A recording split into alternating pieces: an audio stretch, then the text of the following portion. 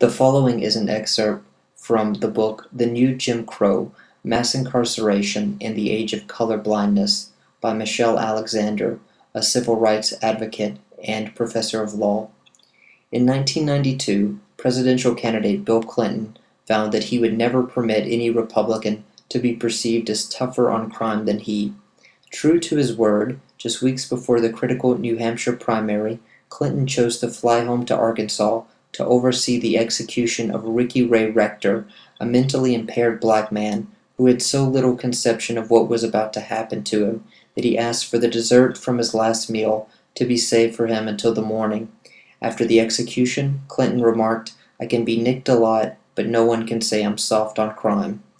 Once elected, Clinton endorsed the idea of a federal 3 strikes and you're out law, which he advocated in his 1994 State of the Union address to enthusiastic applause on both sides of the aisle.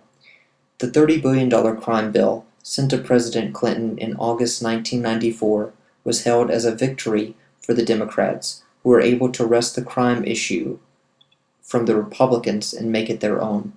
The bill created dozens of new federal capital crimes, mandated life sentences for some 3-time offenders, and authorized more than $16 billion for state prison grants and expansion of state and local police forces. Far from resisting the emergence of the new caste system, Clinton escalated the drug war beyond what conservatives had imagined possible a decade earlier. As the Justice Policy Institute has observed, the Clinton administration's tough-on-crime policies resulted in the largest increases in federal and state prison inmates of any president in American history. Clinton eventually moved beyond crime and capitulated to the conservative racial agenda on welfare. This move, like his get tough rhetoric and policies, was part of a grand strategy articulated by the New Democrats to appeal to the elusive white swing voters. In so doing, Clinton, more than any other president, created the current racial undercaste. He signed the Personal Responsibility in Work Opportunity Reconciliation Act, which ended welfare as we know it and replaced it with a block grant to states called Temporary Assistance to Needy Families, TANF.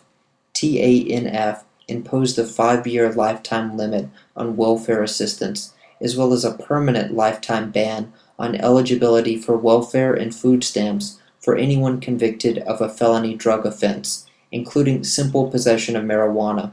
Clinton did not stop there. Determined to prove how tough he could be on them, Clinton also made it easier for federally assisted public housing projects to exclude anyone with a criminal history, an extraordinarily harsh step in the midst of a drug war aimed at racial and ethnic minorities.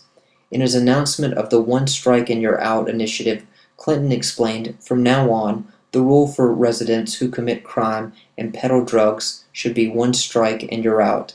The new rule promised to be the toughest admission and eviction policy that Housing Under Development (HUD) has implemented. Thus, for countless poor people, particularly racial minorities targeted by the drug war, public housing was no longer available, leaving many of them homeless, locked out not only of mainstream society but their own homes. The law and order perspective, first introduced during the peak of the civil rights movement by rabid segregationists, had become nearly hegemonic 2 decades later.